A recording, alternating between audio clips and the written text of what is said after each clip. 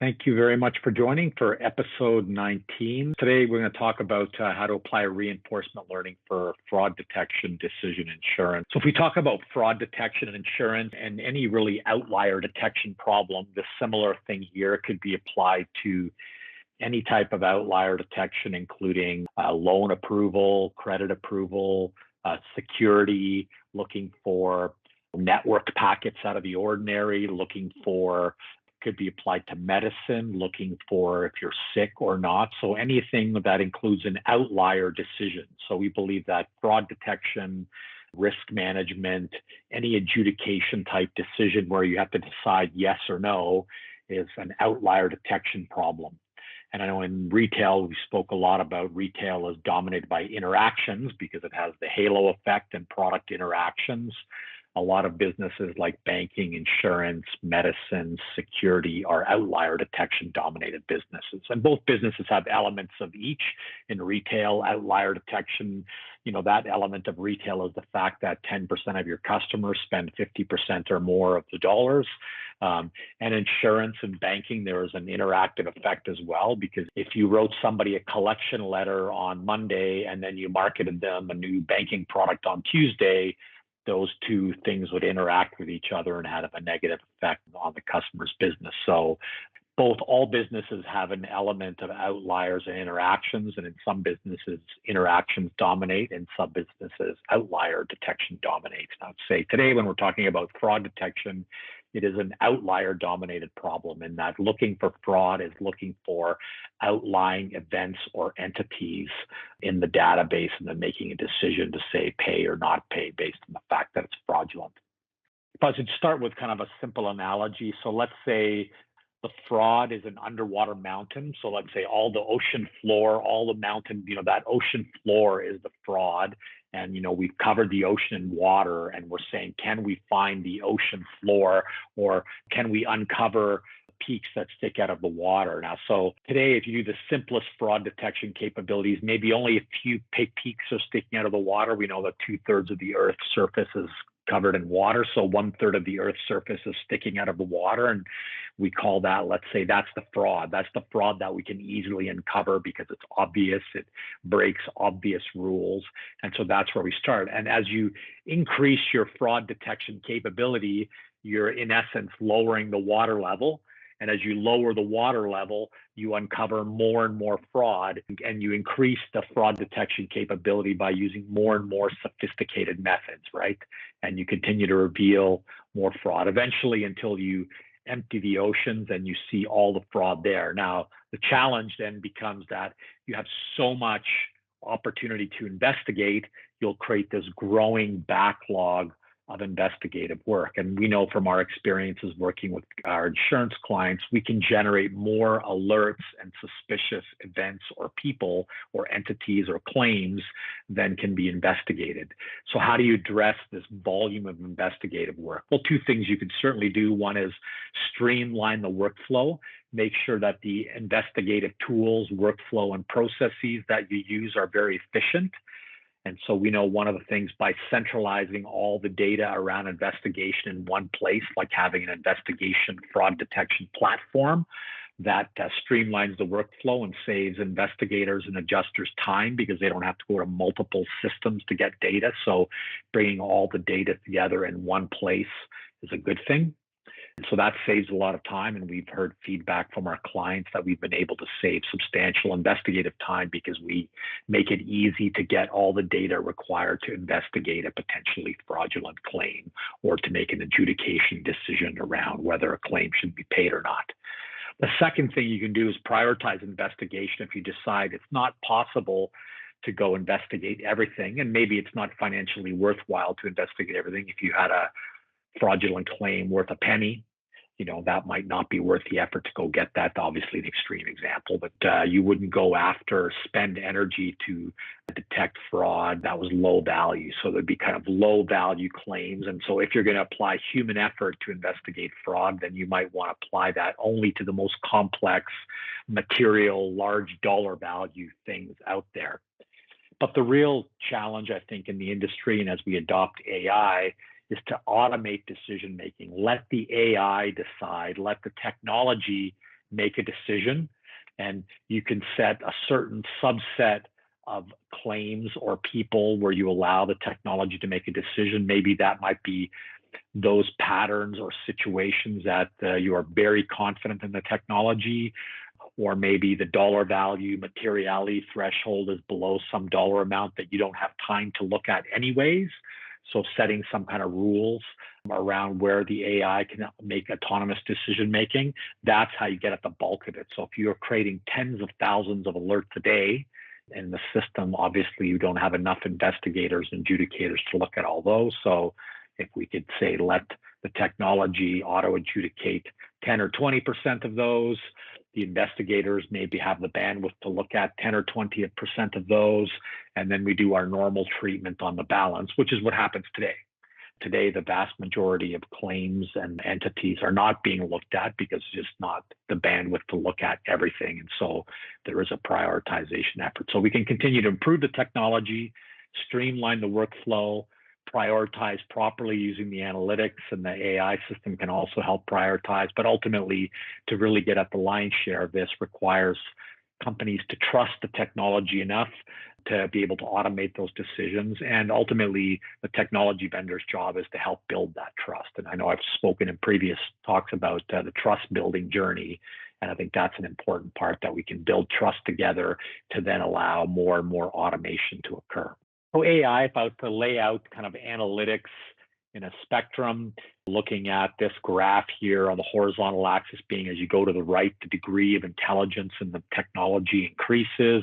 As you go vertically on the vertical axis, the amount of competitive advantage or financial ROI that you gain goes up. And if we were to divide analytics into three buckets, we have business intelligence on the left there, where you're doing standard reporting, answering questions like what happened yesterday, how many, how often, where exactly did it happen, what actions are needed. This is basically business intelligence, operational reporting. You're monitoring things as you go along, and alerts would be simple rule broke, like if claim was filed on a dental patient and you've pulled the same tooth twice and you've already paid for the tooth the first time, then that's likely a rule, an alert that could generate fraud. So this is kind of standard business intelligence that's been done for decades. And now if we get into kind of advanced analytics, statistics, maybe machine learning, you're start to ask questions like, why is this happening? Doing statistical analysis. Prediction and machine learning is trending out, predicting the future. Can I take this, why this is happening, and project it forward and say, will this continue? Or what should I do with this next claim coming in? Optimization would be answering the question, given the past, what is the best that can happen over the next year? So then optimization decision making. Narrow AI is answering what is the best that can happen over a year, not necessarily limiting it only to what you've done in the past, because you've created now dynamics of the business. You can simulate situations even that haven't happened. So the idea is with narrow AI, you can say what is the best that can happen over a year. And this would be kind of the growing sophistication of analytics as you keep going up, and there's more and more potential value as you increase the analytics. And then finally, I think the most important thing that's not talked about enough is integrating this into business operations, right? So executing, if we can integrate into business process operations, we can execute the best that can happen. I mentioned there under narrow AI, fuzzy logic, because I'll talk about that. That's a branch of mathematics that we use for reinforcement learning in AI and insurance. Now, if we integrate narrow AI in a business process, maybe in a case management tool in insurance, that's some of the workflow. And as you want to be able to execute on the recommendations of AI, be that automated or be that surfacing AI recommendations to adjudicators and fraud investigators. And ultimately, you want to integrate that into your financial processes. So the actual decision of paying or not paying, when you integrate the business process into that financial adjudication, then that's kind of where you talk about automated adjudication, be that for auto deny for fraud, or to auto process a payment, or auto deny a payment. Even if it's not fraud, you may not pay because the coverage is not available to do that.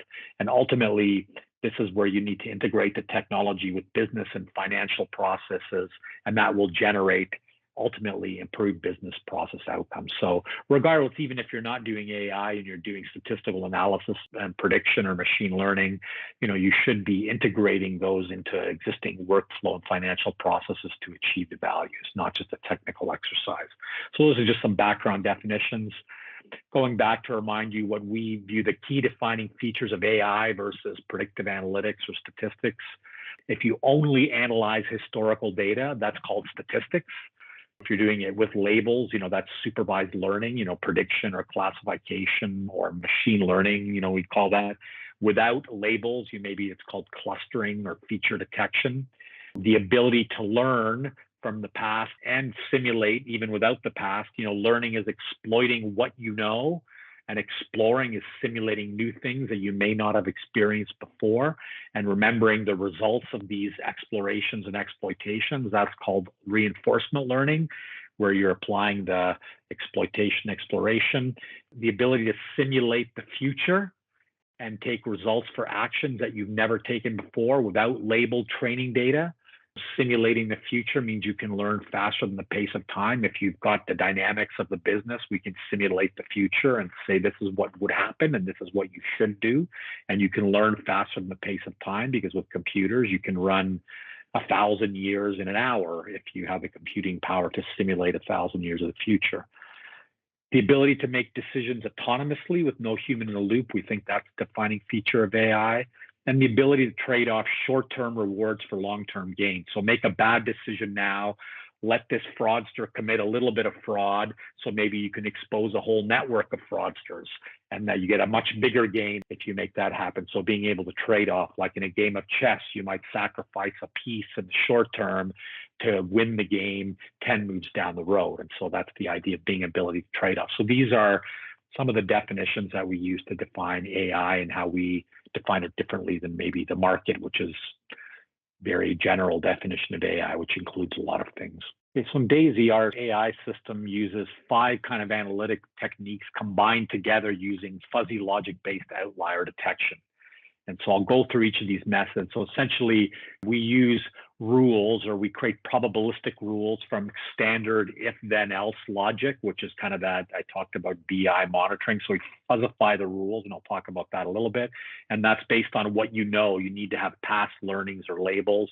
Then there's supervised learning or predictive modeling, or called machine learning, where we can identify patterns associated with historical labels and make decisions based on that. I'll talk about we use the output in a different way.